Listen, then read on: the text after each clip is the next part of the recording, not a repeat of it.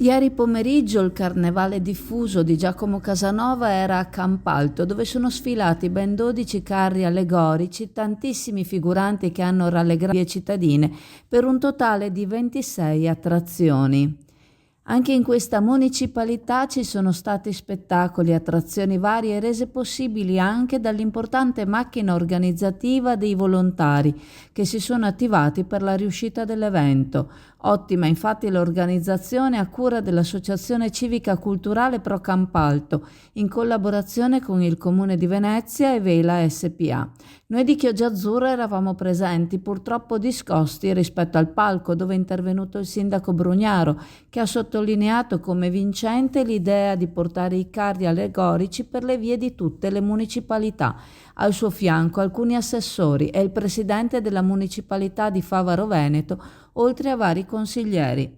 Il corteo è stato aperto da un doppio giro di rappresentanza di un folto numero di Harley Davidson, a bordo delle quali molti conducenti erano vestiti in maschera, particolari trattori d'epoca e poi i pattinatori, le maggioretti, i gruppi di musicisti, gli sbandieratori e tanto altro.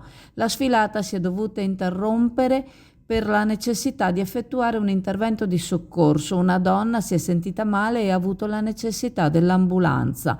Tutto poi è tornato in breve alla normalità. I carri hanno completato il loro giro, che ha visto impegnate via Orlanda, via Passo Campalto, via Bagarone e nuovamente via Orlanda, giungendo al piazzale della chiesa. Appena possibile metteremo online il video del favoloso pomeriggio a Campalto. In questi giorni ci sarà questa svendita, questo svuota tutto sulla merce esposta e anche su quello che ho da magazzino. Perché? Perché ci sarà la nuova collezione 2025 che ti farà sbalordire. Dunque in questi giorni potrete approfittare delle promozioni che ho e dunque fare il vostro affare migliore. Però fra qualche settimana arriveranno anche tutti i prodotti nuovi e ci saranno importanti novità. E allora vi aspetto qui nel mio negozio. In questi giorni, appunto, come vi ho detto, farete il vostro affare migliore. Le 1001 notte in Viale Mediterraneo. Vi aspetto.